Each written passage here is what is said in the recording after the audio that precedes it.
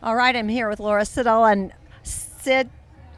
Sid's fine. Sid's okay. I've known Laura. I've probably known you almost as long as anybody on the Hoka team, and it's just lovely to just have you here.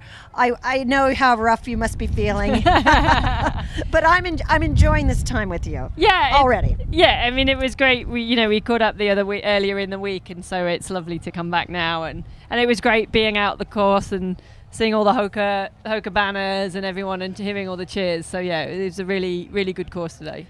Okay, well, let's just back up to COVID. Don't we always want to back up to COVID? I know. But you had a pretty scary situation. You had a couple of crashes. Yeah. So 2019, I crashed and broke my collarbone, and kind of that we had it plated. Had the plate removed because it had healed, and then I say randomly, then it stress fractured, like out of the blue. So then we had to have it replated. And then, and that was all sort of, I think I got in on the last day of surgery before non-essential shut down. But that also meant I didn't have any support for then the rehab process. Right. Rightly so, COVID. The medical teams were involved in much more important things. But and then over Christmas as well, Christmas just gone, I had randomly lost all strength in my right arm. Scary. Yeah, and had nerve pain and numbness and had a hip issue. So I kind of, was struggling. I wasn't able to swim or run at the beginning of this year. So I felt I was sort of playing catch up a little bit. Like to double get whammy. ready. First the lockdown and now your body's locking down. Yeah, totally. But I mean, came back today, so pretty happy. Yeah, so what was your decision to come to St. George? I mean, obviously you've had so much experience in Kona. To come to St. George, was it something new, just you were ready to race a world championship? Yeah, so I qualified last year, and actually when they announced it was in St. George, I was really excited because I think this course suits me better than Kona. I respect the history and the tradition of Kona, and I think it is a special place for the world championships, but I've been really impressed this week, and just we were here a couple of weeks ago on a training camp, and the locals we spoke to then were super excited to have the race and here, and they were always asking questions, and you just got that vibe this week as well. And it's just a bit more space, and a beautiful swim course, and like the bike course went so quickly for me. Like there wasn't one. Seriously, that's great to hear. Yeah, there wasn't one moment, maybe a little bit up Snow Canyon at the end, but what percent grade is that? Yeah. 7, 8, 9, 10?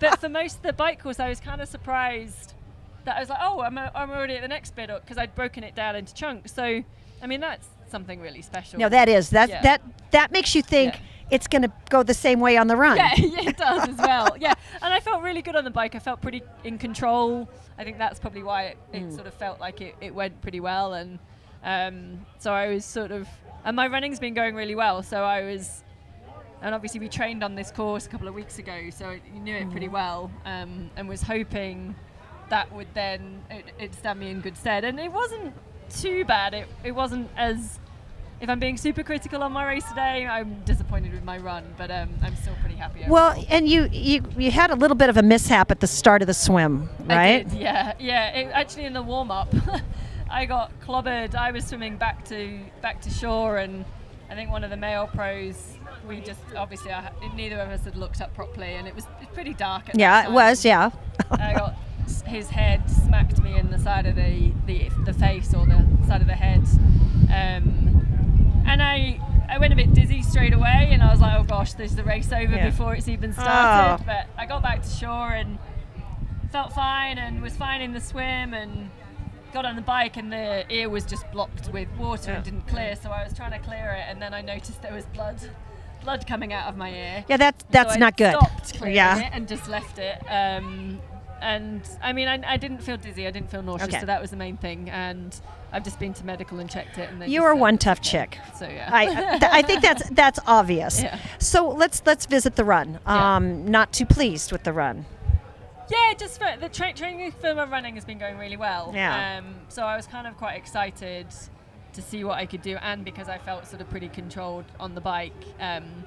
Started the first lap, held back felt really You good. looked great through Just- hot corner, finishing at the 13-mile mark. And just sort of was like, You're high-fiving the crowd or waving to them, and and that was it. And then going back up diagonal and stuff on that second lap, I still felt, I was like, this is good, but I still felt I was kind of like holding it back and being controlled. And I thought, right, well, once I get to the top of Snow Canyon, I talked with Julie Dibbins, my coach, and we were like, if you feel good, then sort of attack on that descent on the other side. And I started going down, and I was like, I don't feel so good now. And I did go into survival mode. Like, I just went downhill pretty quickly, which I kind of felt I'd been taking on calories and nutrition. I'd kind of been doing everything right. It was just one of those things. And do you think it's related, because we are hearing this over and over and over again, do you think it was the severity of the course finally when it hit you hard? I think so. I mean, I was conscious it was super hot today as well. I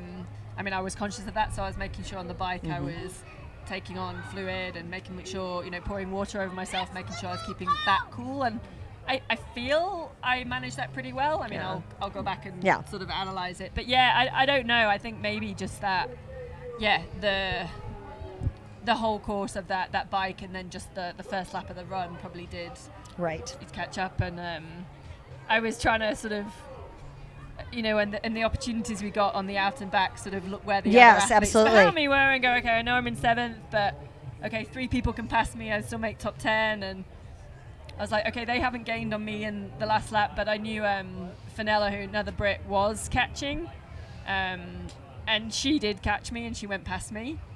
And so I was like, okay, it's 8th, okay, let's still do it. And then maybe not okay. Yeah, and then we were climbing back up sort of the hill to Snow Canyon, and I was like, oh, she's not getting away from me now, and actually she's coming back to me.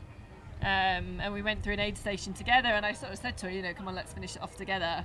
And then I got ahead, and I was like, okay, just run strong to the top of the hill, because then it's all downhill. Right. Which is a little bit deceptive, because it's still 5K downhill, and then they take you along Tabernacle out and then they back give you before that the finish. hideous out and back.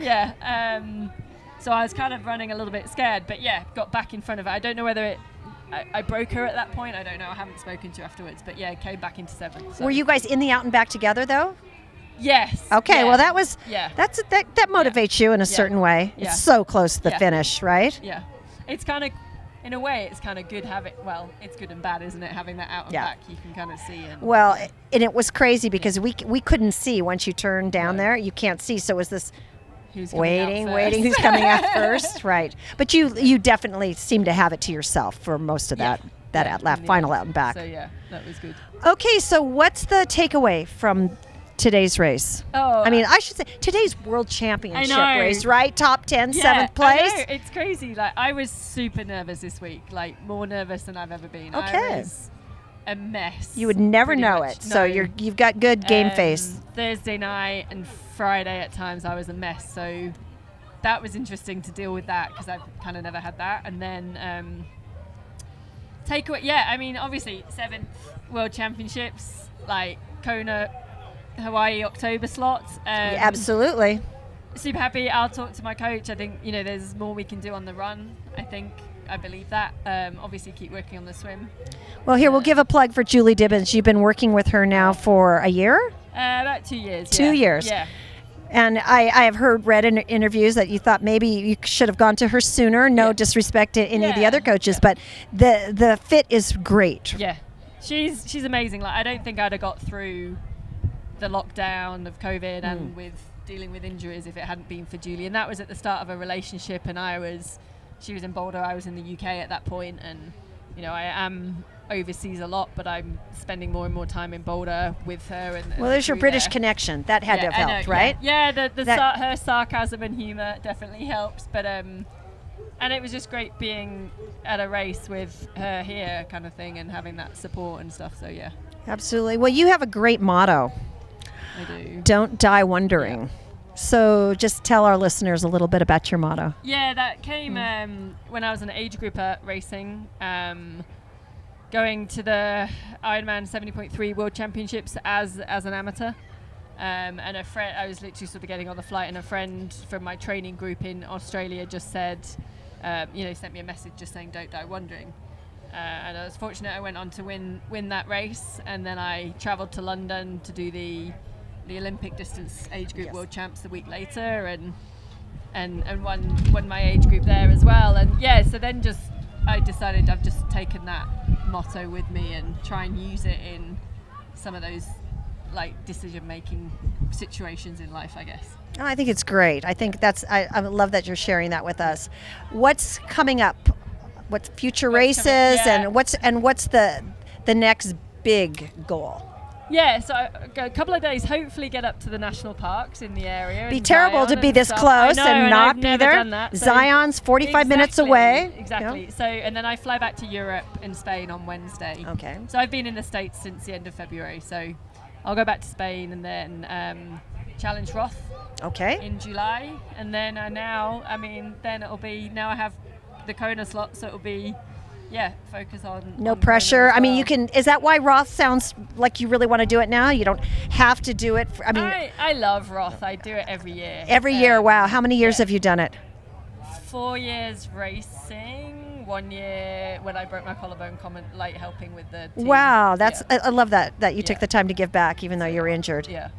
Okay, so we know we'll see you in Kona. You will. I may not see you in Roth, but I'll be sending you all kinds of good energy. You're just such an amazing member of our Hoka team here. You've been with us a long time. I'm really proud and honoured to represent the brand. Like, I love the support that we get as athletes. You really do feel it's a brand and company that really engages with the athletes, and it's great when you come here and there's so much blue around the place. It's always good.